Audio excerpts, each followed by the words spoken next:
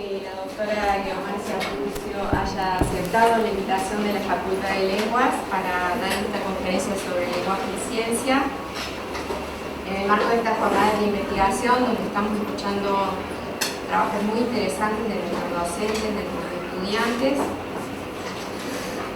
No es difícil, es imposible referirnos a la trayectoria académica de la doctora Pucio en unos pocos minutos. No obstante, voy a leer algunos de esos rasgos de lo que ella es y desarrolla. PhD de Lingüística, egresada de la Universidad de Bielefeld, Alemania, profesora titular regular en Lingüística del Departamento de Leyes de la Facultad de Filosofía y Letras de la UBA. Allí mismo es directora alterna del Instituto de Filología y Literatura Hispánicas, doctor Amado Alonso, investigadora principal de CONICET, directora de RASAL, la revista de la Sociedad Argentina de Lingüística, co-coordinadora de la Comisión de Ciencias Humanas del FONCIT, Agencia de Promoción Científica y Tecnológica, premio de edición en la categoría Ciencias Sociales y Humanidades del primer concurso nacional de ciencia, Ministerio de Educación, Ciencia y Tecnología y EUDEVA 2007, al libro De la palabra al texto, Estudio Lingüístico del Español, premio Rodolfo Oroz 2007 de la Academia Chilena de la Lengua a la mejor obra del bienio, otorgado al libro En torno al discurso, Estudios y Perspectivas, profesora visitante en la Universidad Pompeu Fabra, en la Universidad de Bielefeld, en la de Porto Alegre y en la Universidad Católica de Valparaíso, entre otras, profesora representante de la UBA en la red temática de docencia en terminología ALETERM, aprobada y subvencionada por la Agencia Española de Cooperación Internacional. Dirige actualmente en la UBA el proyecto Aspectos Teóricos Descriptivos y Aplicados de la Comunicación Especializada, Medicina y Lingüística. Sus investigaciones y publicaciones abarcan una amplia gama de problemáticas y temáticas, por ejemplo, los textos especializados y la terminología, la traducción y la variación conceptual, las tipologías de los textos de especialidad, las metáforas y su valor cognitivo y heurístico en el proceso de conocer y comprender, y la actividad científica como actividad comunicativa esencialmente. Pero no me voy a extender porque hoy la expectativa es escuchar directamente su visión de lo que significa escribir e investigar, dos actividades que están indisolublemente ligadas y en la que muchas cátedras, como los talleres de producción, las metodologías de investigación científica, literaria, lingüística, están ocupadas en relacionar estas dos instancias y tratando de generar trabajos que respondan a los cánones de los géneros discursivos como correas de transmisión social y cultural, las formas en que se produce y se transmite el conocimiento de una época a otra. Como la doctora Pucio ha dicho en su trabajo sobre metáforas y la ciencia, los textos científicos son en una larga cadena elementos que tienen estaciones iniciales, estaciones de partida e estaciones intermedias, y presuntamente no tienen estaciones finales, porque el conocimiento debe continuar, su curso debe ser construido. Así que los dejo y les doy la bienvenida a Groman, a nuestra facultad.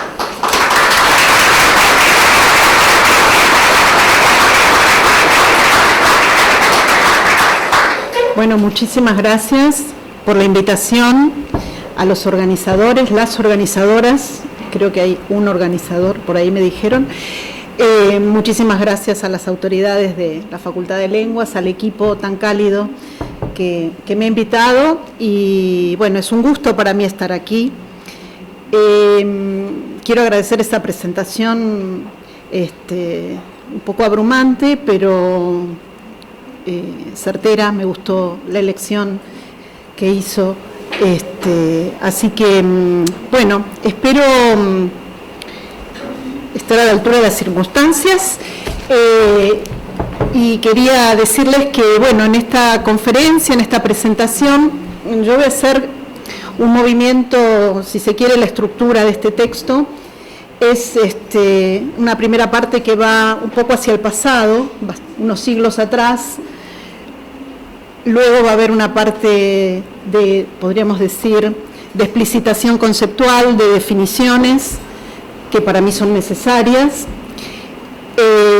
Y por último, una parte más de propuesta, una parte más especulativa hacia el futuro, que tira ideas y que no está para nada cerrada, sino que son reflexiones realmente de trabajo, que me parece que es lo que de algún modo conviene a esta situación de estas jornadas de investigación, en donde, digamos, una iniciativa que me parece fantástica, de, bueno, la posibilidad de formar científicos jóvenes, académicos jóvenes, que está un poco limitada en nuestro sistema universitario, ¿no?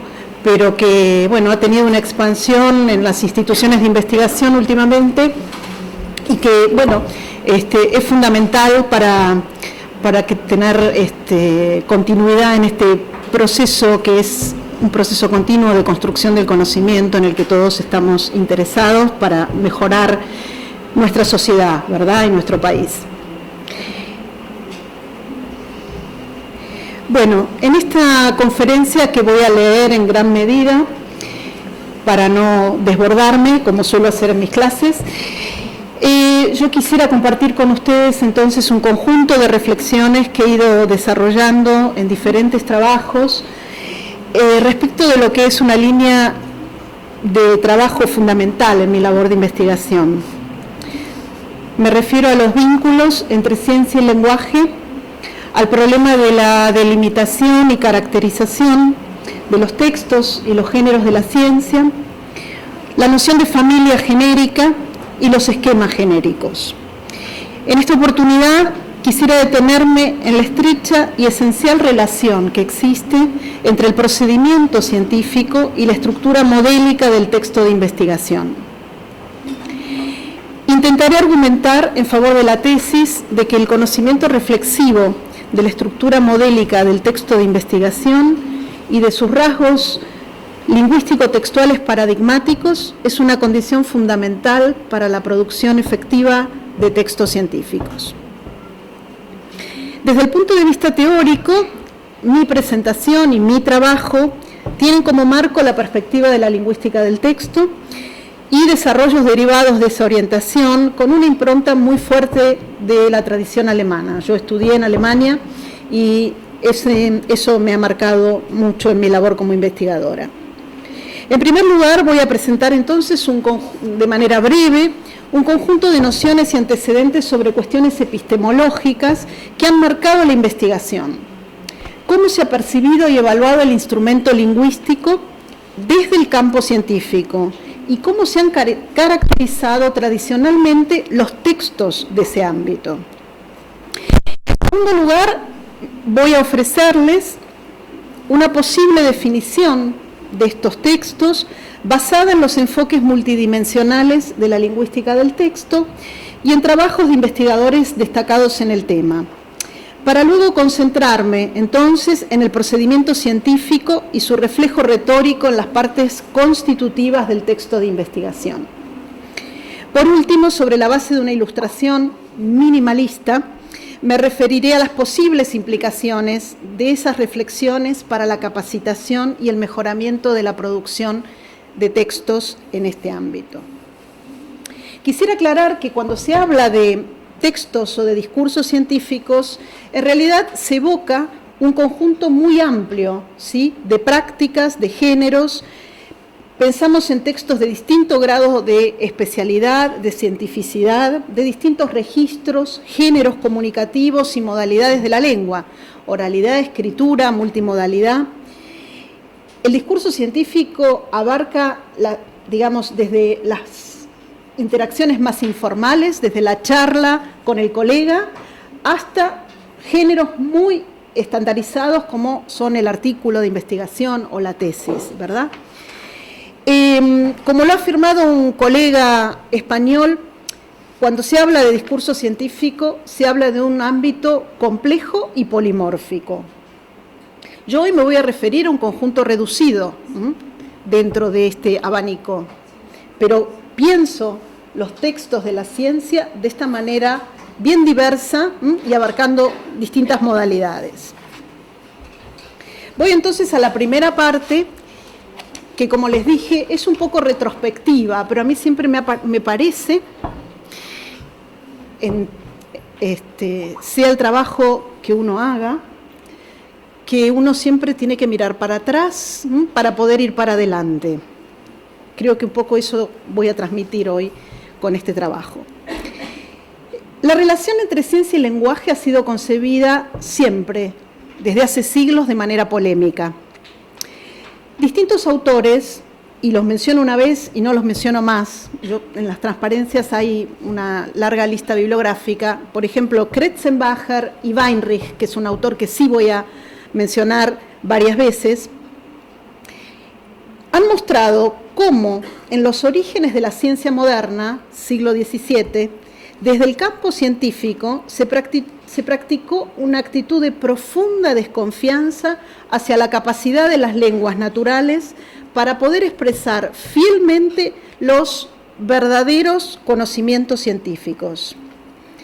La concepción tradicional de la lengua científica, que se prolonga con matices hasta muy entrado el siglo XX, tiene sus raíces históricas en los tiempos de la Revolución Científica, especialmente a partir de la acción de la Real Sociedad de Londres para el Avance de la Ciencia, fundada en 1660.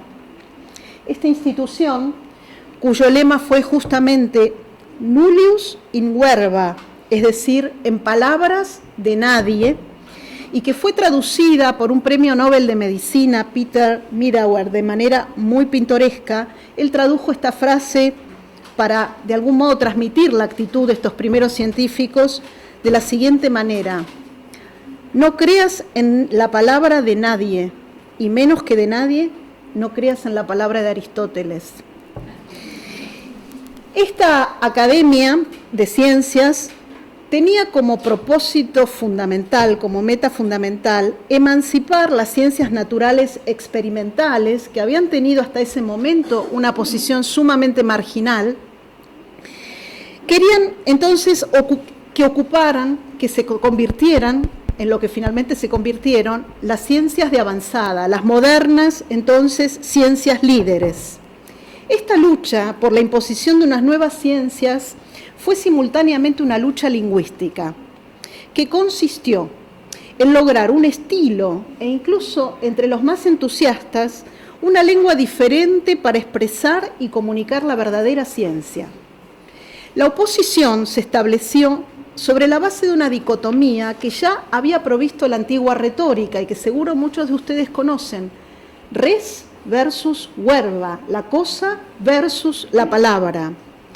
La lengua de la ciencia, según estos primeros científicos experimentales, debió ubicarse de manera decisiva del lado de las cosas, en clara oposición al estilo tradicional marcado por la retórica y su visión persuasiva, es decir, manipulativa de la lengua.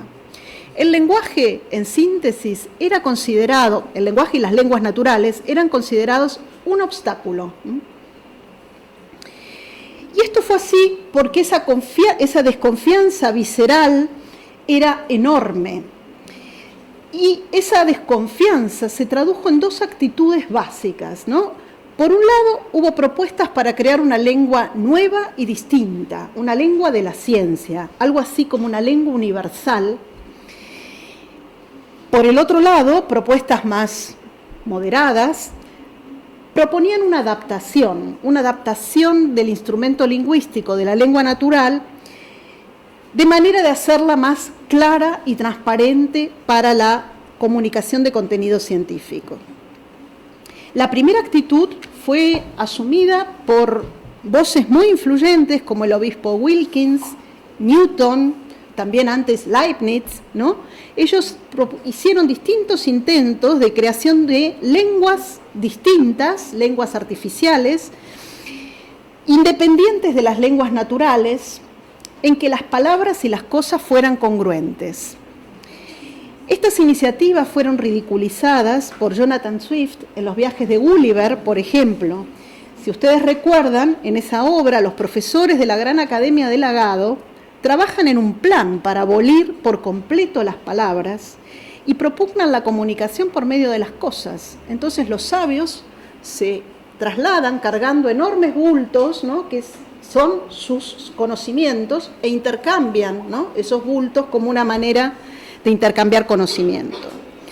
La segunda opción, la más realista, se concentró en la lucha por el llamado estilo lineal, caracterizado por la imagen de la transparencia, que expresa la poderosa dicotomía de base metafórica, perspicuitas versus obscuritas, es decir, transparencia versus oscuridad. Un autor, Gassfield, ha ilustrado certeramente el estilo lineal mediante la metáfora de la vitrina. La lengua científica debería ser como una vitrina que deja ver con absoluta claridad los objetos que se exhiben.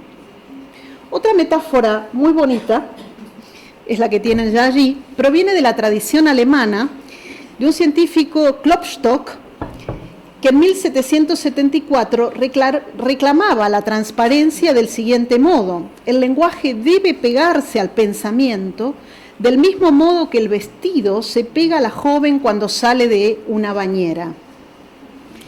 En cierto modo, esta metáfora anula la oposición entre el topo estilístico de la verdad desnuda, de la tradición inglesa, y el estilo como vestido del pensamiento, propio de la tradición francesa e italiana, puesto que la joven que sale de la bañera está vestida, pero desnuda al mismo tiempo. De manera que lo que transmite esta analogía o esta imagen es la dificultad de distinguir claramente las categorías de res, de cosa y palabras. Este conflicto de origen, que con matices y diferentes acentos, como dije, se prolongó hasta bien entrado el siglo XX, bajo lo que Lakoff y Johnson, en su maravilloso libro Metáforas de la vida cotidiana, engloban como objetivismo, constituye un marco bien explicativo para comprender las concepciones que dominaron largo tiempo, no solo en la literatura prescriptiva sobre la redacción científica, sino también en nuestra disciplina. Me refiero a la lingüística. La concepción clásica o tradicional que se condensa en el llamado estilo lineal, orientado por el ideal de transparencia, se tradujo en normas ideales para la escritura científica, como la precisión, la objetividad, la claridad, la ausencia de subjetividad y de todo elemento emocional. Hay un manual clásico, que es el de Theodore Savory, que es muy ilustrativo en este sentido. En lingüística, los textos científicos fueron considerados tempranamente realizaciones estilísticas o variantes funcionales de las lenguas. Incluso hubo voces que hablaron de sublenguajes. En la sociolingüística se los consideró productos de registros funcionales, por ejemplo, Weber. En la lingüística del texto impactaron, digamos, los desarrollos de la lingüística del texto impactaron mucho en los años 80 del siglo XX en los estudios sobre las lenguas de especialidad, y entonces se propusieron términos como lingüística del texto especializado y también comunicación especializada, para señalar la dimensión multimodal de los intercambios en este ámbito. Más allá de las diversas conceptualizaciones en las que no puedo extenderme, interesa señalar que las primeras caracterizaciones empíricas fueron sensiblemente influidas por el ideal de transparencia y el estilo lineal que pregonaron los primeros científicos naturales. En la década del 80 del siglo pasado, especialmente en el ámbito de la lingüística alemana, se emprendieron estudios sobre la sintaxis de la lengua científica, conducidos mayormente por esa visión idealizada. Esto es importante. El campo de observación, naturalmente, fueron los textos escritos y monológicos. Textos en los que domina el discurso empirista, es decir, el discurso centrado en los hechos. Hubo autores como Schwanzer, por ejemplo, que propusieron la existencia de universales, y esto nos lleva nuevamente al deseo de una lengua universal, ¿no? Es decir, En las lenguas científicas, para Schwanzer, se darían los siguientes universales: la referencia estricta al objeto, la univocidad, la claridad, la eficiencia y la economía. Un estudio clásico es el que emprendió Beneš, lingüista de Praga, para el caso del alemán escrito. Relevó rasgos morfosintácticos asociados con la impersonalidad, es decir, la dominancia de la tercera persona gramatical, de la voz pasiva, de las construcciones con man, el se en español, la tendencia al estilo nominal, la importancia de determinadas construcciones sintácticas para la condensación conceptual, por ejemplo, las construcciones con participios o con infinitivos, la frecuencia relativa de determinados modos verbales, etc. Pollens, otro alemán, elaboró el influyente concepto de desagentivación para englobar todos estos fenómenos, ¿no? La postergación, la borradura o el borramiento del sujeto. Es interesante, son interesantes reflexiones de estos mismos lingüistas a veces, para que intentaron explicar estos rasgos en la escritura de los científicos. Baumgarten, por ejemplo, ensayó una explicación sociopolítica, psicológica y psicoanalítica, podríamos decir, de estos rasgos persistentes en los textos de los científicos. En un ensayo titulado Las obsesiones del discurso científico, se preguntó: ¿no serán estas formas de la impersonalidad, de la desagentivación, una descarga? Es decir, la expresión lingüística y comunicativa de la alienación del científico. También Weinreich y más tarde Kretzenbacher vinculan los rasgos estilísticos ideales de los textos científicos con características sociopsicológicas de la especie científico. Weinreich, por ejemplo, en un iluminador artículo sobre la relación entre ciencia, lengua y cultura científica, caracteriza con ironía y distancia crítica la sintaxis de estos textos, a la que evalúa naturalmente como reduccionista. Y presenta en ese artículo los rasgos ideales de la lengua científica bajo la forma de prohibiciones. 3 prohibiciones. Primera, un científico no dice yo. Segunda prohibición, un científico no narra, no cuenta. La narración está proscripta del discurso científico. Tercero, muy importante, un científico no emplea metáforas, quizá la más falsa de todas. Weinreich, por supuesto, cuestiona y restringe con variados argumentos la validez general de estas prohibiciones y las interpreta humorísticamente como posibles reacciones a 3 represiones. La conocida vanidad de los científicos podría ser un efecto colateral de la prohibición del yo. La tendencia al chisme y al hablar mal de otros derivaría en la prohibición del narrar. Y la conocida mistificación de la ocurrencia genial, se me ocurrió bajo la ducha, una compensación de la prohibición de las metáforas. Esta concepción clásica fue cuestionada especialmente a partir de los estudios que provienen de la sociología de la ciencia. Desde esta disciplina, por ejemplo, Gilbert y Malkai han argumentado que las estrategias de desagentivación y la tendencia a la nominalización son parte de un repertorio, el empirista, que aspira a presentar la ciencia como una descripción de hechos. Alcíbar, el colega español, sugiere que podrían tener también un efecto de apaciguamiento en las publicaciones que pertenecen a un ámbito social naturalmente polémico y con una cuota muy fuerte de rivalidad. En la lingüística, una ingente cantidad de literatura se ha dedicado a relativizar y cuestionar las muchas veces declarativa objetividad, concentrándose en temáticas como los hedges, la modalidad y las formas sutiles de la subjetividad y la cortesía. El cuestionamiento en ocasiones se manifiesta en generalizaciones quizá un poco excesivas, como lo muestra la siguiente frase de una querida colega, Ia Ventola, ¿no? Los textos académicos, ella habla de textos académicos, no son más objetivos que otros textos, sino que en realidad son más efectivos para ocultar la subjetividad.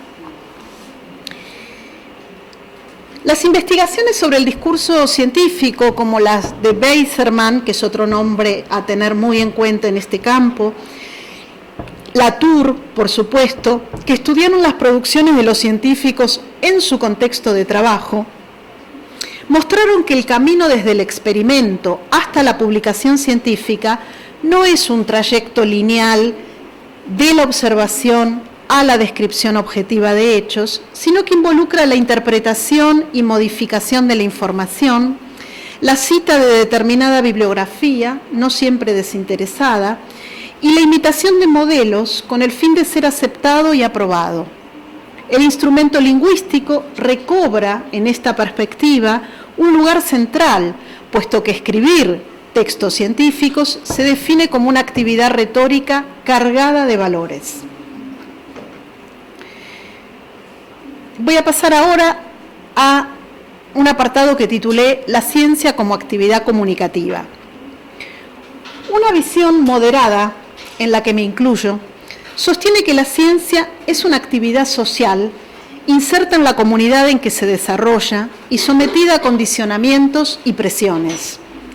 Esa actividad es llevada a cabo por comunidades de discurso específicas que comparten metas, intereses, mecanismos específicos de comunicación, es decir, géneros, pero también, y no hay que olvidarlo, valores, dentro de los cuales tienen supremacía la relevancia y la verdad del conocimiento. El etos científico, que como veremos sustenta el procedimiento de investigación, es común a las distintas disciplinas, es decir, es compartido, tal como lo ha demostrado el célebre humanista viviente contemporáneo Harald Weinreich. Este autor, en distintos escritos, ha formulado un conjunto de reflexiones señeras en el campo y ha definido la ciencia como una organización básicamente comunicativa. La ciencia, dice, es absolutamente una organización comunicativa. Un conocimiento recibe su valor de verdad no porque brille en un cerebro individual, sino que solo puede lograr validez científica en tanto se dé a conocer al público científico y de ese modo se exponga a la crítica.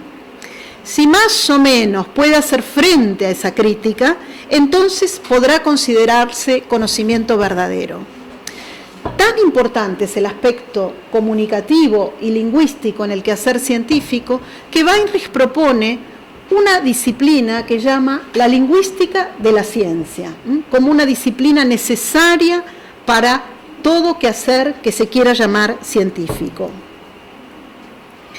En efecto, la actividad científica se orienta en dos mandamientos de naturaleza esencialmente comunicativa. El mandamiento de publicación, porque ningún conocimiento privado o secreto puede calificarse como científico, ilustra Weinreich, y el mandamiento de recepción crítica. Estoy obligado como lector de un texto de mi disciplina a reaccionar críticamente. Los científicos críticos no deben dar tregua no le deben dar tregua a quien propone un nuevo conocimiento, hasta que hayan sometido el supuesto conocimiento nuevo a todos los intentos de falsación posibles. Se trata naturalmente de exigencias ideales, ¿sí?, cuya estricta observación se vuelve difícil, cuando no imposible, en el complejo proceso del hacer científico. Paso ahora a la segunda parte de definiciones conceptuales,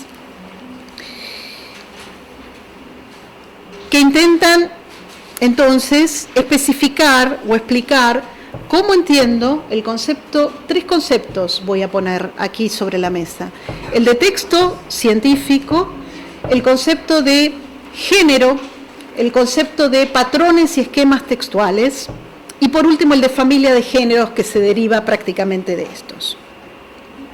Yo creo que siempre mi proceder es analizar la terminología que uno usa, es decir, reflexionar sobre las denominaciones. Si uno quiere explicitar, especificar el concepto de texto científico, tiene que preguntarse mínimamente qué significa texto, cómo estoy entendiendo texto, para poder entonces abordar ese adjetivo que lo acompaña, texto científico. Yo entiendo los textos como productos de actividades humanas, naturalmente.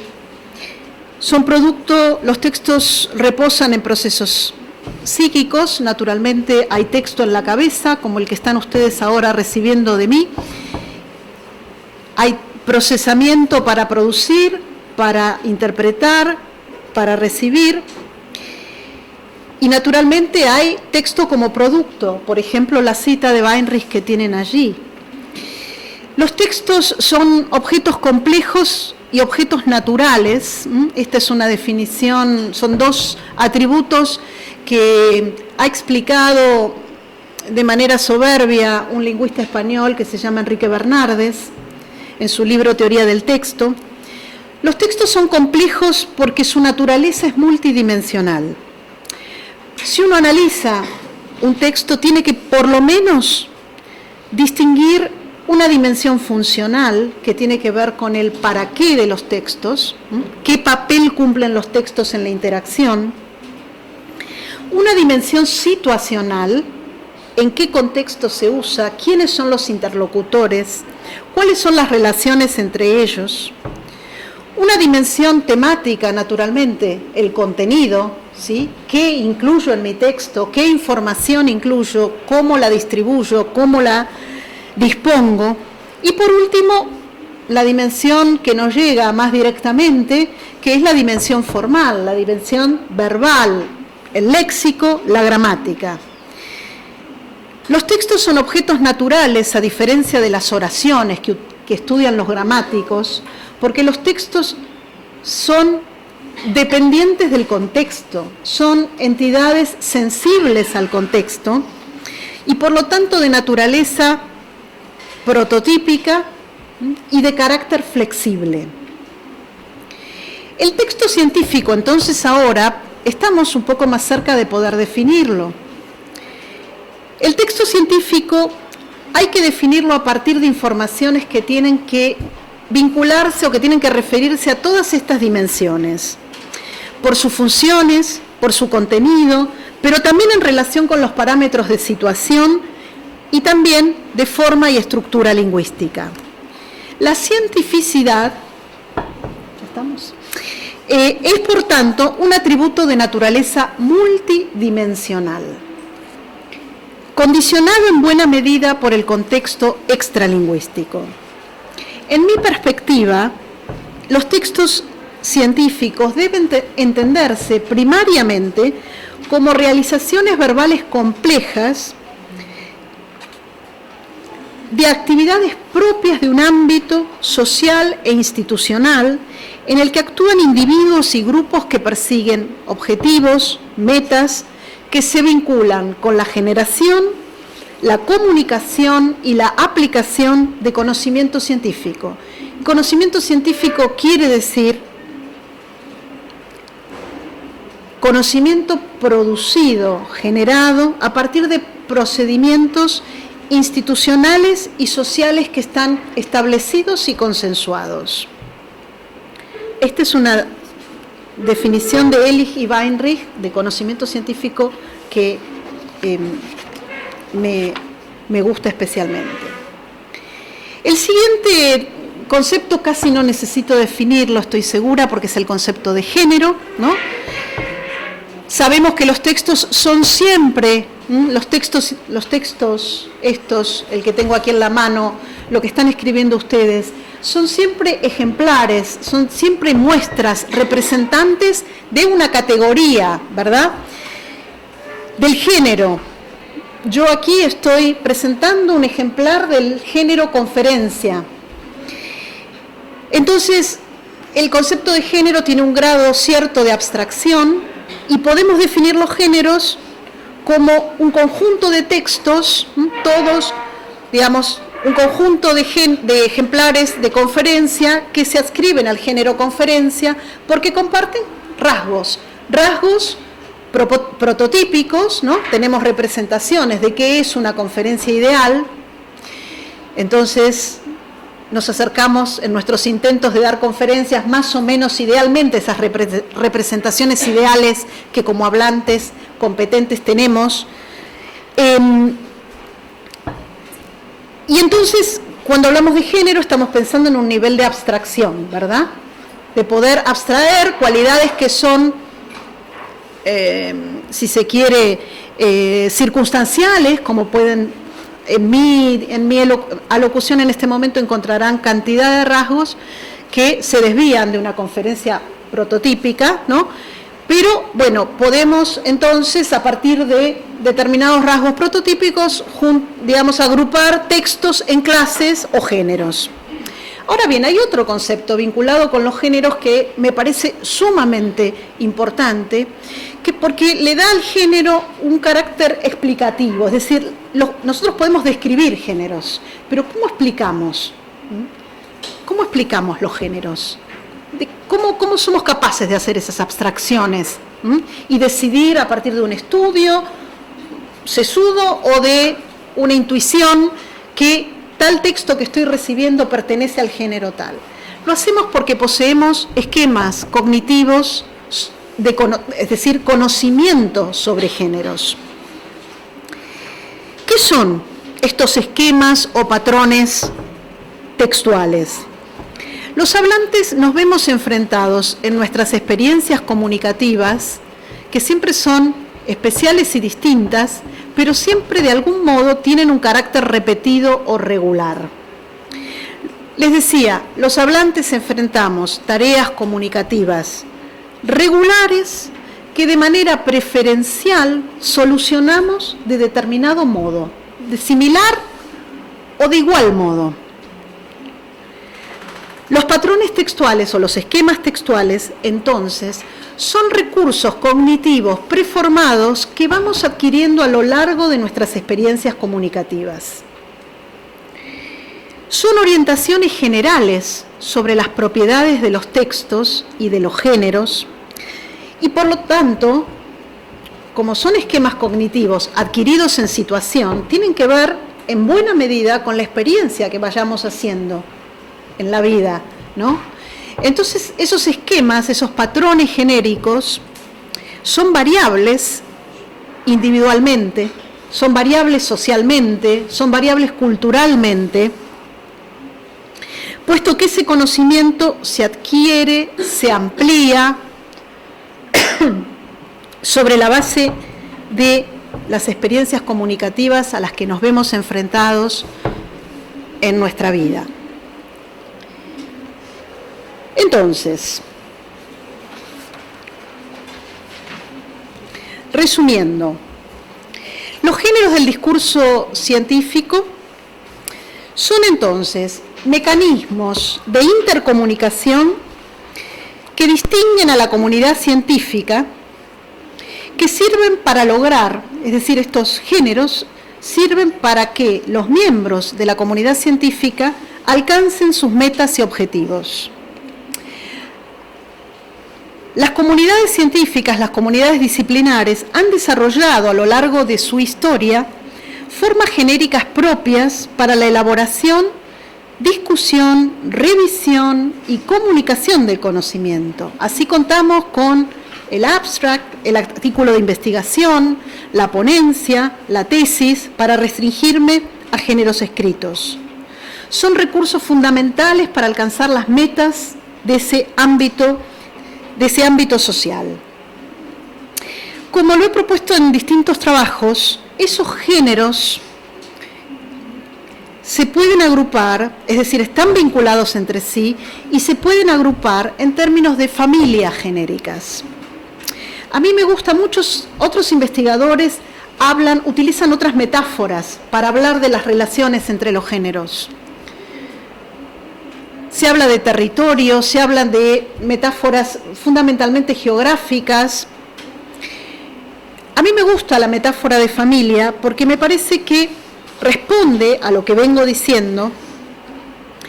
En primer lugar, transmite de manera nítida la idea de la existencia de vínculos entre los géneros de un ámbito social dado, permite expresar la idea de que los miembros de la familia, por ejemplo, de la familia de los géneros científicos, desempeñan funciones específicas en el marco general accional que les da origen y sentido.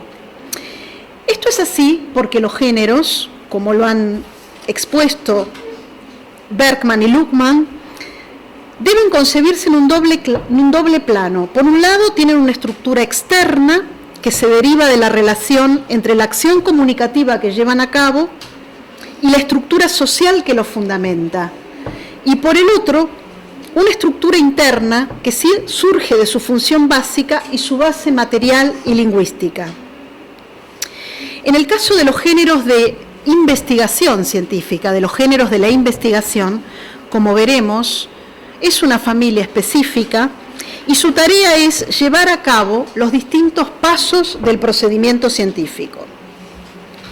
Paso entonces a esta siguiente parte, que trata del procedimiento científico y el esquema retórico modélico de los géneros de investigación.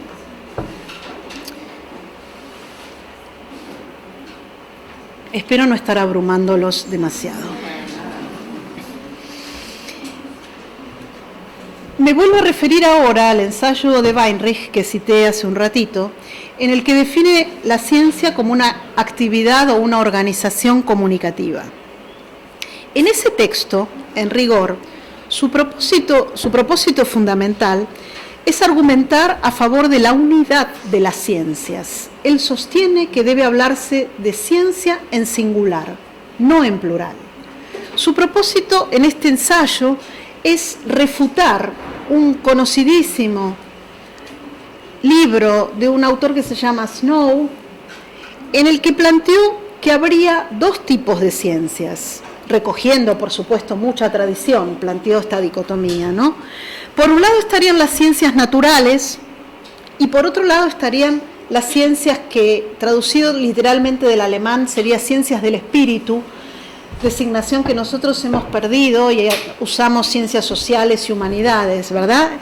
Es decir, Snow defendió la existencia de dos culturas, la cultura de las ciencias naturales, que serían ciencias que cultivarían el objeto, es decir, serían culturas del objeto y por lo tanto objetivas, y estas otras ciencias del espíritu que cultivarían el lenguaje, en donde el lenguaje, las lenguas naturales tendrían una importancia fundamental y por supuesto se desviarían del objeto y tendrían más acento en el lenguaje. La idea es que habría unas disciplinas que se destacan por su estricta objetividad y otras por su carácter lingüístico refinado. Con las herramientas de la lingüística del texto, Weinreich demuestra que puede postularse la unidad de las distintas disciplinas a partir de la comunidad retórica, es decir, de que habría una retórica única, no importa la disciplina que sea, en el texto de investigación. Para eso, lo que hace con las herramientas de la lingüística del texto es comparar dos textos. Por un lado, un artículo que tienen allí, que no leen nada, pero la idea de que esté ahí no es para que lo lean, sino para que vean. Ese artículo es el artículo que escribieron Watson y Crick en el año, lo publicaron en la revista Nature en el año 1953. Es un artículo que tiene esta extensión de una carilla y un pedacito más de otra carilla que no valía la pena escanearla y ponerla. Ese artículo, de esa extensión, les valió el premio Nobel, ¿sí? Paso canónico del procedimiento científico se realizan los distintos géneros del proceso de investigación. O formulado a la inversa, los distintos géneros que conforman la familia de los géneros de investigación se asocian de manera sistemática con un paso o varios procedimientos científicos. Los distintos géneros que conforman la familia, los géneros de investigación, se asocian de manera sistemática. Es el hecho de que a todo subyace el procedimiento científico, que se refleja de manera completa en la estructura retórica del artículo de investigación y del libro en humanidades. Consideremos para la ilustración el primer paso del procedimiento científico, dar cuenta del estado de las investigaciones sobre el tema, de acuerdo con las convenciones disciplinares y situacionales dadas. Este paso puede realizarse a través de distintos géneros, orales y escritos, usados por especialistas, pero también por aprendices de especialistas, como le muestra el esquema que tienen allí. Todos estos géneros de esta subfamilia genérica están sujetos a la obligación a la verdad de referencia. Si observamos esos miembros de esta subfamilia, podemos reflexionar y reconocer vínculos entre los géneros de esta subfamilia. Por ejemplo, la exposición oral de bibliografía y el informe de lectura se oponen en la dimensión situacional por los parámetros de oralidad y escritura y, por supuesto, todos los rasgos que se derivan de estas dos modalidades de la lengua. La sección del artículo de investigación, antecedentes teóricos y el capítulo del estado de la cuestión de una tesis, que en rigor constituyen partes genéricas, soy consciente, ¿sí?, pero que pueden pensar cierto grado de autonomía de los textos del género en su totalidad, se oponen en la dimensión de contenido y de forma lingüística por una relación que puede pensarse en términos de reducción para el artículo de investigación y de expansión para el caso de la tesis de orden semántico formal. A su vez, estos dos géneros se oponen a la reseña por su carácter incluido frente a la autonomía textual que caracteriza esta última y, naturalmente, desde el punto de vista funcional. Vemos que los miembros de la subfamilia de los géneros de investigación se relacionan por vínculos de distinto orden que se refieren a las distintas dimensiones textuales de las que hablaba antes: funcional, situacional, de contenido semántico y forma gramatical. Paso a la última parte, la producción de textos, que les decía, es la más programática y la más especulativa. La vinculación de la estructura modélica del texto de investigación con la producción de textos, que voy a ilustrar de manera minimalista ahora, necesita de unas mínimas apreciaciones teóricas. Los distintos enfoques sobre la producción de textos, me refiero a textos clásicos como el de Flower y Hayes, pasando por Andos, un autor alemán, de Bogrand y Dressler, que tal vez muchos conozcan aquí, sobre todo de Bogrand, tiene muchos trabajos sobre la producción de textos, y otros autores menos conocidos en nuestro ámbito, como Molitor, Lübert, coinciden en conceptualizar la producción de textos empleando la analogía con un proceso de resolución de problemas. Es decir, producir un texto es partir de un estado inicial no deseado, la situación problemática, una idea en la cabeza, un conjunto de palabras clave, un resumen, y a partir de ese estado inicial llegar a un estado final deseado, que es el texto aceptable, el texto que responde al umbral de satisfacción que cada uno tiene.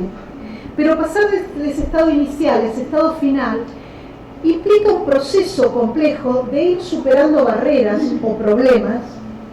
Ahora sí. Que la superación de esas barreras, naturalmente el vencer problemas, siempre supone vueltas atrás, avances y retrocesos, ¿sí?, correcciones, revisiones. Los problemas en la producción pueden tener distinto alcance. Pueden ser problemas locales, no encuentro la construcción, o pueden ser problemas globales, ¿no? No sé qué, dónde poner la introducción, dónde poner la información principal, etc. Los problemas se originan de distinto tipo de barreras. Aquí tienen una lista que no voy a leer por motivos de tiempo, Son barreras distintas, pero la que he destacado en rojo es la que me interesa hoy naturalmente, que es una barrera o un conjunto de barreras que se vinculan con el conocimiento sobre esquemas textuales del que les hablaba hace un rato, el conocimiento de los patrones genéricos, saber escribir una monografía, saber preparar una conferencia, escribir un capítulo de un estado de la cuestión, de una tesis, etc. De esa enumeración, bueno, naturalmente me sirve para argumentar muy fuertemente sobre la importancia de los conocimientos genéricos, que además, como sabemos, ha sido puesta de manifiesto en muchos estudios de la psicolingüística, ¿sí? Hablantes con un buen conocimiento genérico, con buen entrenamiento en esquemas textuales, resuelven de manera mejor y más rápido tareas a las que son sometidas en experimentos. Si bien con distinto énfasis, los modelos de la producción de textos distinguen etapas, ¿sí? La planificación, la ideación, es decir, la búsqueda de ideas, de contenido, el desarrollo de esas ideas, la expresión, la búsqueda de expresiones lingüísticas y por último, lo que algunos llaman, con un término no muy feliz, síntesis gramatical, que es el poner en forma lineal, es decir, textualizar. Otra cosa es importante cuando hablamos de producción de textos y escritura, es definir escritura en este ámbito. La producción de textos científicos va acompañada del principio hasta el final de actividades de escritura, independientemente de cuál sea la modalidad del texto final deseado. Aun cuando yo preparo una clase, aun cuando yo preparo una conferencia, una charla, no una conferencia como esta, con tanta tecnología y formal, uno escribe, ¿verdad? La escritura está desde el principio y por eso me parece que es especialmente relevante el concepto de escritura epistémica, acuñado, definido por Molitor Lübeck. Este concepto de escritura epistémica reposa en el convencimiento de que la escritura no es meramente un resultado del proceso del pensar, ¿sí? Sino que es parte integral del proceso del pensamiento. Mediante la escritura, en los distintos momentos, las distintas fases de las que hablé recién, mediante la escritura, descargamos o alivianamos la memoria, notas, apuntes, palabras clave. Objetivamos la información que obtenemos de fuentes, escribimos resúmenes, copiamos citas textuales. Esta objetivación nos permite revisar, corregir, cuestionar, y esto lo hacemos con marcas, incluso las marcas alrededor en las orillas de los textos. Con la escritura elaboramos planes, diseñamos nuestro proyecto de texto. De manera que la escritura es una herramienta constitutiva y heurística en la construcción del conocimiento, desde el principio hasta el final. Voy ahora a una brevísima ilustración de lo dicho y con esto termino. Y la brevísima ilustración la voy a hacer con ese paso inicial del esquema retórico, del procedimiento del trabajo científico, que es el estado de investigación, el estado de las investigaciones sobre el tema. Para escribir un capítulo o una sección del estado de las investigaciones sobre el tema, es posible, es plausible postular una serie de fases que, como ya dije, no lo dije porque como me puse a hablar, no leí, que estas fases en el proceso de producción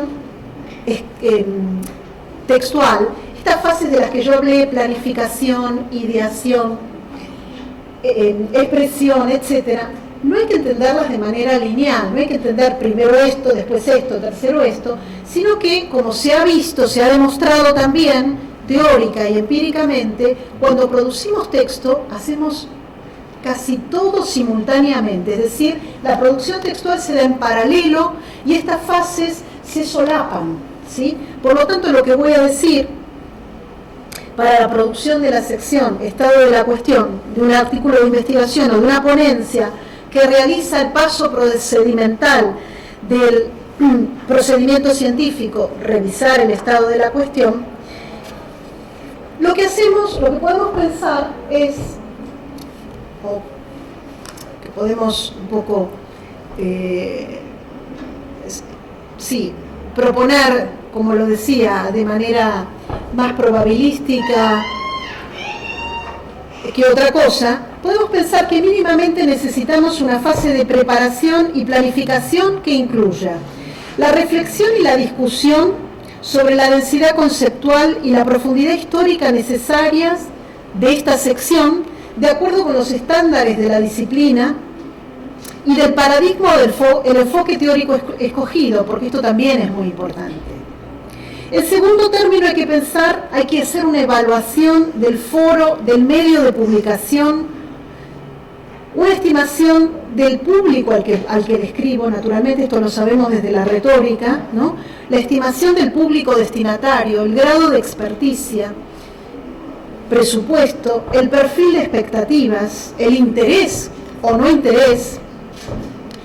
Y en tercer lugar, una fase de revisión crítica de textos modélicos con focalización en los recursos retóricos y lingüísticos presentes en ellos.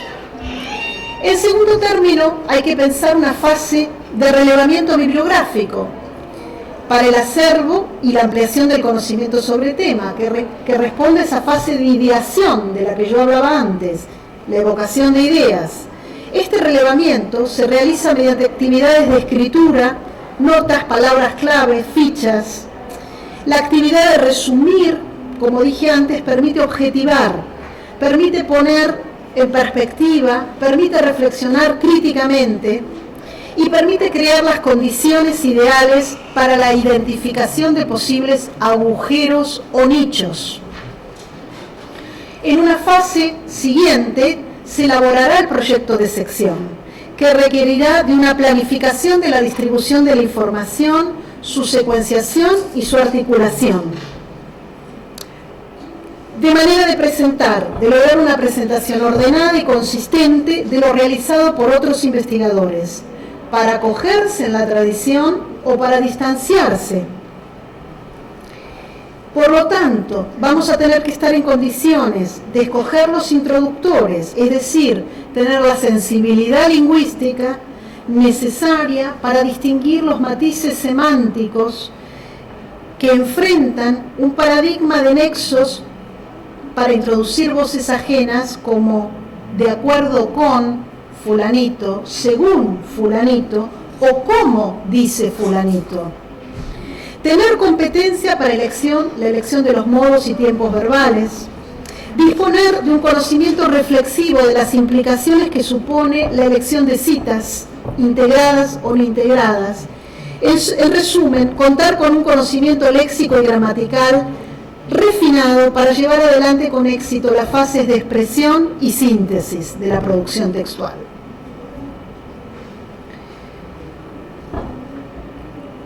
Bueno, ¿cómo podría pensarse una actividad de capacitación orientada a la producción de la sección Estado de las Investigaciones? Yo creo que la propuesta de la familia de géneros de investigación podría ser un instrumento útil para pensar estrategias y propuestas específicas para desarrollar y optimizar la competencia sobre géneros, especialmente en el proceso de formación de investigadores noveles. En primer lugar, creo que es imprescindible contar con un contexto interaccional apropiado, un grupo de investigación, un grupo de cátedra, un proyecto, que garantice, por un lado, la mirada de la comunidad de discurso dada, que sea una mirada colaborativa y crítica. Ese grupo tendrá que ser heterogéneo, puesto que sus miembros deberían tener distintos grados de experticia, investigadores consolidados, investigadores jóvenes y en formación, puesto que es necesaria experiencia, tradición, creación, creatividad e innovación. En ese marco podría pensarse un proceso complejo, progresivo, que de algún modo quiere mostrar el esquema siguiente, que es el último, que contempla grados de complejidad de los distintos géneros y sus imbricaciones características. En este esquema he incluido formas genéricas orales, sí, Nos dormimos, no importa. Supongo. Pasa, la próxima. Pasa. Ahí está. No me di cuenta de cabecear. Entonces, de esto estaba hablando, un proceso progresivo que contempla grados de complejidad de los distintos géneros y sus implicaciones características. Les decía que aquí he incluido formas genéricas orales que funcionan como goznes entre los géneros escritos y representan instancias de exposición individual y discusión grupal de las producciones textuales, que permiten la discusión, las revisiones y la puesta en común sobre la base de la colaboración crítica de pares y expertos, condición ineludible del trabajo científico. Y llego a mis conclusiones rápidamente. Del mismo modo, ahora sí que el conocimiento especializado, ¿no?, se adquiere de manera voluntaria y a través de un aprendizaje explícito, formal. La adquisición de competencia en esquemas y géneros de la ciencia responde a estas características. En otros términos, devenir, volverse especialista en determinada comunidad discursiva implica poseer competencia activa y pasiva en sus formas genéricas específicas. La vinculación explícita y reflexiva entre el procedimiento de investigación y la retórica del texto que informa sobre la investigación, y que esta vinculación demuestra de manera contundente la naturaleza comunicativa de la actividad científica, me parece una base certera para optimizar la producción de textos en este ámbito. Y para terminar, quiero incluir como cierre una visión mucho menos idealista de la que yo he representado aquí, mucho más pragmática del asunto. Para eso les he traído en esta transparencia una reproducción de la descripción que realizan Kaplan y Grape en un trabajo sobre la escritura científica, que probablemente represente la competencia ideal en la producción de textos científicos, es decir, esa competencia que nos permitiría lograr que nuestro trabajo, que nuestra publicación, sea acogido por medios prestigiosos de referencia o que nuestra tesis sea aprobada ante un tribunal exigente. Como lo ven allí, en primer lugar, imprescindible tener un conocimiento altamente sofisticado, y esto no es para asustar, no es el propósito, todo lo contrario. Me parece que es un marco que guía. Tener un conocimiento sofisticado de las áreas apropiadas de investigación, de las preguntas de investigación y de cómo se diseña, de los diseños de investigación aceptables. Tener un buen manejo intertextual, esto es, un conocimiento claro de lo que otros han dicho sobre el tema, sobre el tópico, y saber cómo incorporarlo al propio texto, que es de lo que he hablado en la última parte de esta conferencia. Esto también, lo siguiente, tiene que ver con lo dicho. Ser capaz de alinear el propio trabajo en el liderazgo reconocido. Esto suena demasiado pragmático para mi gusto. De manera que los líderes quieran legitimar su trabajo o quieran aparentar que lo legitiman. Tener un conocimiento sofisticado de la audiencia, esto es, estar atento sobre lo que puede influir en los pares revisores, así como sobre lo que probablemente influye en la audiencia disciplinar. Y por último, ser capaz de transmitir la información provista de la necesaria retórica a través de mecanismos apropiados de persuasión dentro de las restricciones de un formato formalmente objetivo. Volvemos a la objetividad para terminar. Muchas gracias.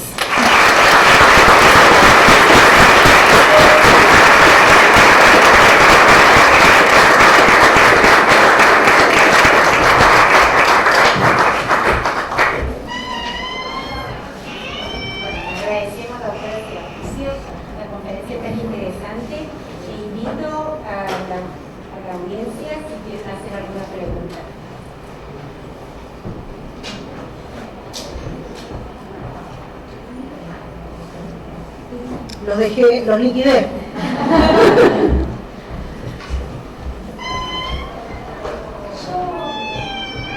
Pensaba esto mismo trasladado a lo que es la enseñanza en la escuela media, donde cuesta tanto pensar la ciencia como un discurso y me había quedado con una idea anterior donde usted hablaba de la relación entre la escritura y el pensamiento, y antes había hablado también del quehacer científico vinculado a la escritura. Hay algunos teóricos que ya plantean la estrecha vinculación entre el surgimiento de la ciencia y la escritura. De hecho, se habla de pensamiento precientífico en algunos casos. Entonces, en ese sentido, si se puede pensar a partir de este marco conceptual una bajada a la escuela media y lo que es la apropiación del discurso científico en términos de adquisición de conocimientos.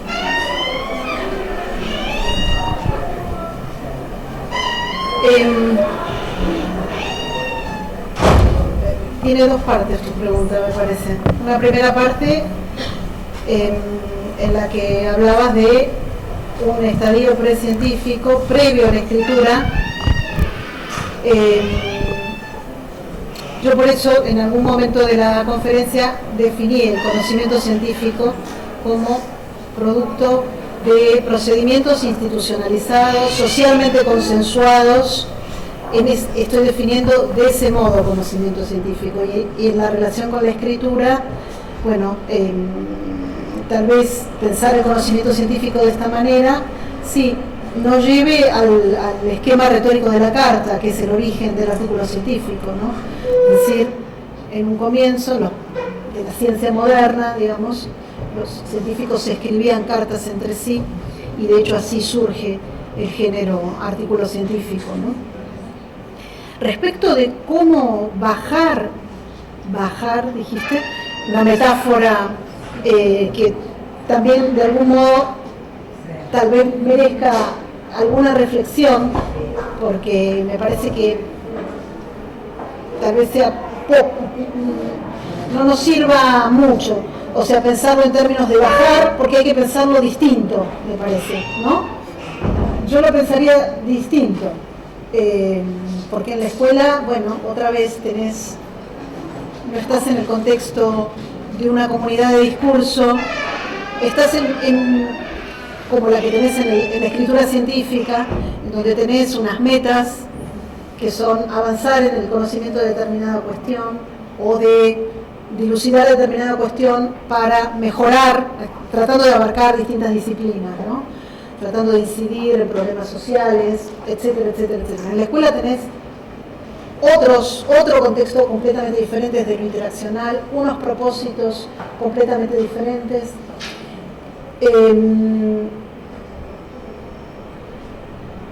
O sea, veo dificultad en bajar directamente esto, habría que repensarlo. Sí, perdón, quizás no estoy clara de la pregunta. A ver. Bajar en términos de que la escuela media asuma la existencia del conocimiento científico que circula. No darlo y no pensar que la escuela media como tal puede generar, digamos, conocimiento científico, porque no estaría dada este valor de verdad que habíamos hablado respecto de la posibilidad de discusión. Pero sí, como esto, o si se puede pensar que de alguna manera este tipo de discusión puede dar herramientas para que la escuela media trabaje el discurso científico y el texto científico desde un lugar distinto a como lo está haciendo, donde pareciera que las verdades que llegan al secundario son verdades absolutas y que no están en el plano de la discusión como realmente lo están. Claro. Bueno, sí, en ese sentido sí que me parece que, por supuesto, que pensar la adquisición de conocimiento científico como un proceso progresivo, con avances y retrocesos, y vueltas atrás, y revisiones, y reformulaciones, es algo muy importante, digamos, el carácter provisorio del conocimiento, ¿no? Y que justamente la tarea del científico, que creo que es lo que más puede enganchar a los chicos, de hecho lo que yo veo que se hace los programas de ciencia en la escuela y demás, es mostrar, cómo se trabaja, los errores, las preguntas nuevas, digamos, mostrar la ciencia en marcha, ¿no? No la ciencia como algo terminado y, si querés, ahora escrito y cerrado, ¿no? Que por más que sea escrito, la escritura es epistémica en este sentido también, la escritura, el texto escrito es constructor de conocimiento, pero también es crítico del conocimiento, sirve para criticar, sirve para revisar, ¿sí? Los textos, lo dijo ella en la presentación, que me gustó, es algo que es una idea que a mí me parece muy seductora. Los textos son siempre estaciones intermedias, ¿no? Todo texto siempre puede ser pensado como un punto de partida para un nuevo texto. Por eso también es muy linda la idea del umbral del texto, ¿no? Es decir, los textos son umbrales que siempre pueden ser puntos de partida nuevamente, ¿no? Entonces me parece que eso es muy transmitible en la escuela. Debe transmitirse en la escuela.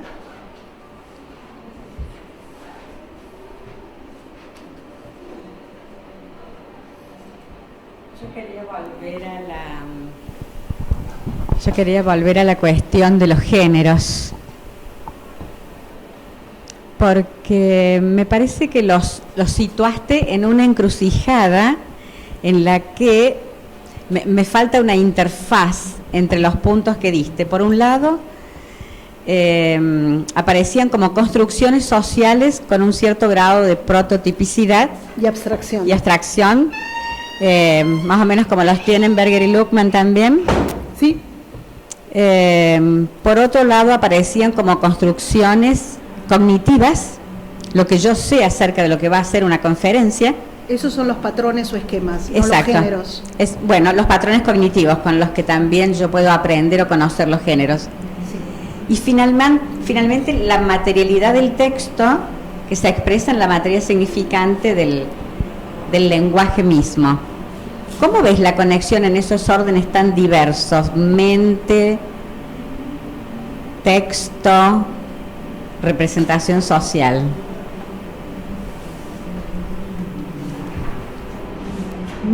Qué pregunta, ¿eh? Es una pregunta muy difícil, formulada así, conexión entre mente, representación. Bueno, lo veo, a ver, lo veo dentro de una concepción que se suele caracterizar como cognitivo-comunicativa. ¿Esto qué quiere decir? Parte de la idea, tal vez si nombro a Vygotsky, ubico un poco lo que estoy diciendo. La idea de que toda actividad va acompañada de procesos mentales, procesos de conciencia y procesos mentales. Desde clavar un clavo, colgar un cuadro, ¿no es cierto? Nuestras actividades prácticas o teóricas van acompañadas de procesos psíquicos, ¿sí? En el actuar comunicativo, el actuar comunicativo está orientado siempre a metas, actuar con textos. Está orientado a metas, está inserto en contextos sociales, es decir, no como hablantes estamos siempre actuando comunicativamente en determinados contextos institucionales, sociales, con otros, ¿no? Entonces, en esas prácticas comunicativas que están naturalmente, que son reflejo, son de algún modo producto de actividades psíquicas. Aquí es donde conecto cognición con comunicación. La experiencia recurrente en situaciones que suelen ser situaciones parecidas, qué sé yo, actuar en la universidad, desempeñarse como estudiante en la universidad, o para ir a un ejemplo clásico, ir a comer a un restaurante. Es decir, nosotros en las experiencias comunicativas socialmente marcadas vamos adquiriendo patrones de procedimientos del actuar comunicativo. Estos esquemas textuales están vinculados entonces con lo social, con lo cognitivo, y son conocimientos globales que vinculan textos con situaciones, con contextos y objetivos. ¿Sí? Entonces, ¿se entiende? Perfectamente, sí, ahí se ve. Entonces, nosotros ante situaciones similares tenemos patrones que son flexibles, no son esquemas duros, no, son patrones procedimentales con muchos blancos, son flexibles, son vagos, porque los usamos para actuar en situaciones que tienen algo parecido, pero tienen mucha diversidad. y nos sirven para afrontar esa diversidad. O sea que los podemos adaptar, los podemos ajustar, justamente. Y esto es variable según la experticia comunicativa de cada uno, ¿no? Pero se plasma en la diversidad textual, se plasma en lo que vos llamás materia significante, que es absolutamente diverso, pero sin embargo, a pesar de la diversidad, somos capaces de encontrar determinados rasgos que nos permiten adscribir un conjunto de textos diversos a un género, porque tenemos patrones textuales que nos permiten construir diversidad, pero al mismo tiempo ser originales y distintos en nuestros textos. Me parece la parte de tu conferencia tan estimulante para pensar, ¿no? Tan enriquecedor y sobre todo no solo para pensar el género científico, ¿no? No, para todos, esto es válido para todos. Claro. Esta idea de patrones, sí, en realidad es de la lingüística textual alemana y de la sociología alemana, de Bergman y Luhmann, y ellos trabajan sobre el chisme. Claro, yo estaba pensando Así en la que, traición, ¿no? Sí, o sea, Yo no estaba es... pensando en la traición, cómo ese género podría estar instalado de diferentes formas y con diferentes esquemas en la mente de los traicioneros o traicioneros, Claro, ¿no? claro. Y todo lo que habría de contenido moral en ese género, ¿no? Todo lo que sería devaluación de un lado o revalorización del otro. Me parece la parte deslumbrante. Muchas gracias. Yo efectivamente coincido con Elena que tu conferencia ha sido casi como un disparador de múltiples cuestiones para repensar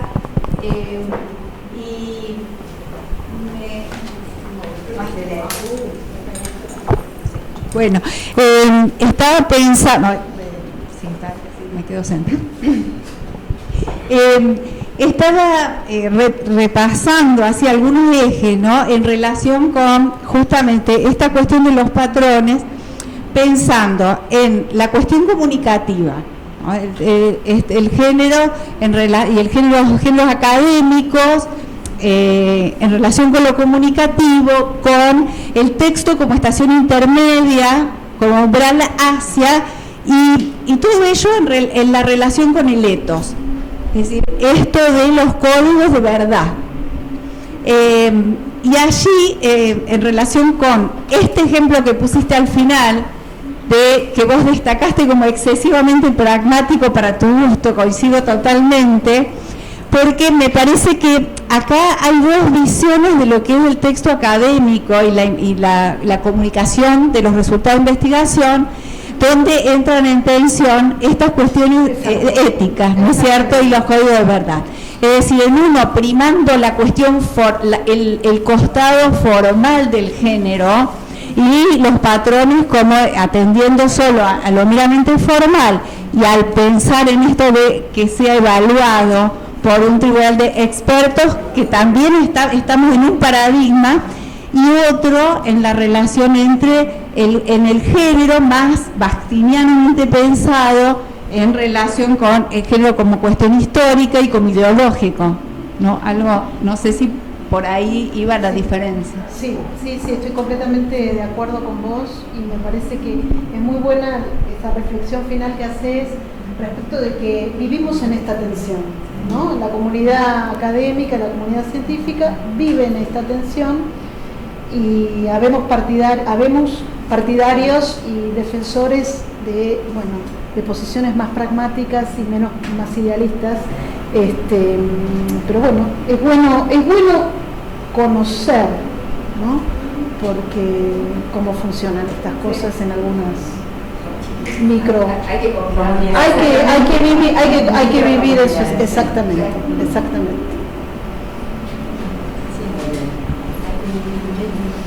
Sí.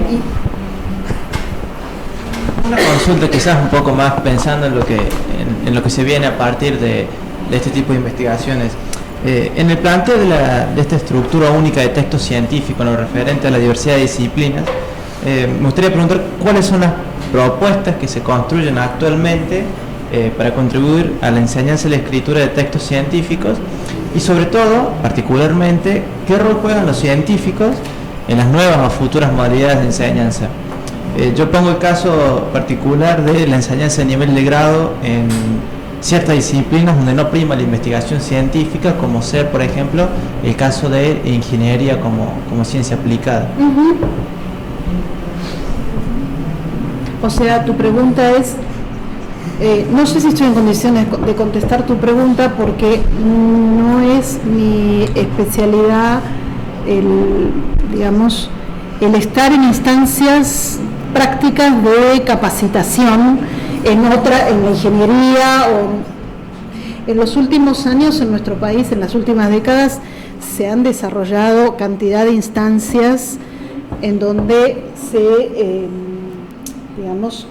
se favorece el entrenamiento, la reflexión en el discurso, disciplinar, en determinados géneros, talleres de capacitación, en el pregrado, en el posgrado.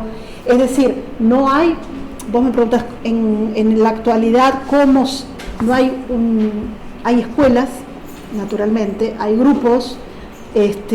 Yo no creo que haya un modo o una perspectiva sobre cómo enseñar la escritura, y me cuesta a mí mucho disociar hablar de escritura y por otro lado oralidad, porque yo creo que son dos instancias que están muy interrelacionadas. Por eso la propuesta de justamente esa imbricación entre géneros orales y escritos, ¿no? Naturalmente, para el perfil de la disciplina, vos decís la ingeniería, claro, ¿cuál es el propósito, cuál es la meta de la ingeniería? ¿Qué hace un ingeniero? ¿Escribe papers un ingeniero? Primera pregunta. ¿Qué busca el ingeniero con su paper? ¿Cuál es la finalidad? Es una pregunta que hago en serio. ¿Qué? De experimentos, por ejemplo, pensemos una ingeniería, exacto, sí, o cómo construir un edificio antisísmico, cálculos, ¿no? Informes, escriben fundamentalmente informes técnicos, ¿sí? Y producen recomendaciones, ¿no? Por lo tanto, ahí tendríamos, pensando en estructura modélica, ¿no? Cómo es un estado, ese esquema retórico que yo presentaba antes, hay un estado de la investigación. ¿Cómo se hizo antes eso? ¿Qué experimento se hizo ahora, ¿no? El ingeniero o el grupo de ingenieros llevó a cabo, y una evaluación, ¿no? Cálculo. O sea, este esqueleto retórico que yo mostré, no tuve tiempo de mostrar que ese esqueleto retórico se realiza de manera muy diversa según la disciplina. Imaginemos un texto, un paper de física o de matemática versus un ensayo literario, ¿no? Naturalmente, ahora la materia significante y la organización del texto será completamente diferente. Por ejemplo, el estado de la investigación, el espesor de esa zona textual va a ser completamente diferente en una disciplina y en otra, ¿no? Pero esto es un esquema, otra vez, es un esquema idealizado, ¿sí? Que en la monografía de Historia del Arte, el estado de las investigaciones abarca 300 páginas y abarca 6 siglos, ¿no? Y en el texto de Watson y Crick sobre la estructura del ácido del ADN, te abarca 6 renglones, ¿no? Entonces, es algo idealizado que hay que testear. Esto es un ensayo también, ¿no? Hay que testearlo con investigaciones, con descripciones empíricas. Respecto de cómo se enseña la escritura académica, yo creo que en general en los talleres de escritura académica se combinan las modalidades escrita y oral. Tal vez haya menos, digamos, por lo que yo conozco, que es el ámbito de la UBA y demás, los talleres de tesis de posgrado combinan marcos de interacción de personas con diferentes grados de experticia, ¿sí? Hay revisiones, hay comentarios grupales, es decir, lo que acabo de decir me parece que va en línea con lo que generalmente se hace en los talleres, ¿sí? pero no podría decirte, hoy la escritura académica se enseña así. Hay muchísimas escuelas en el mundo. Ha habido en las últimas décadas un florecimiento en las universidades, las que conozco en Alemania, en Estados Unidos, de talleres. Bueno, de hecho la producción científica en el ámbito de la lingüística sobre comunicación académica es posible, o se ha revitalizado ese campo de la comunicación académica por la importancia cada vez mayor que se le ha otorgado a la necesidad de que los, digamos, estudiantes de grado y de posgrado tengan éxito comunicativo en sus interacciones, ¿no? En Estados Unidos los trabajos de Swales, no sé si, que son, claro, en que reposan en la necesidad de mejorar el desempeño en lengua extranjera de estudiantes que quieren ingresar a las universidades en Estados Unidos. Mucho tiene que ver, la preocupación por escritura académica ha tenido en sus orígenes mucho que ver con la globalización, con el movimiento de profesores y de estudiantes fundamentalmente, la necesidad de un poco compatibilizar tradiciones, porque yo no hablé para nada, sería motivo de muchas conferencias, las diferencias en las comunidades lingüísticas, las diferencias de tradición, ¿sí? Esto es un campo vastísimo, vastísimo. No sé si creo que te contesté un poco desordenadamente, pero fue un intento.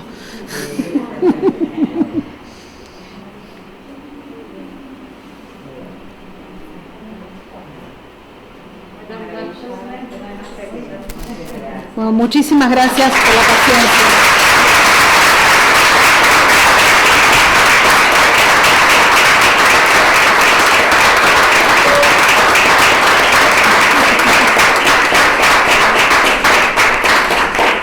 Te conozco vos.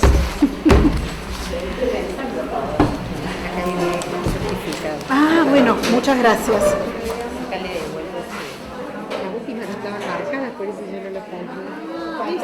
Yo revisé así. Los últimos dos, entonces yo decía, no. Y yo me olvidé, porque al principio la Y miraba. me miraba y yo decía, no, si no hay nada acá para que no pase. Yo te decía la frase. Es que ella tenía tomado. Que me olvidé, ¿ves que la marqué así?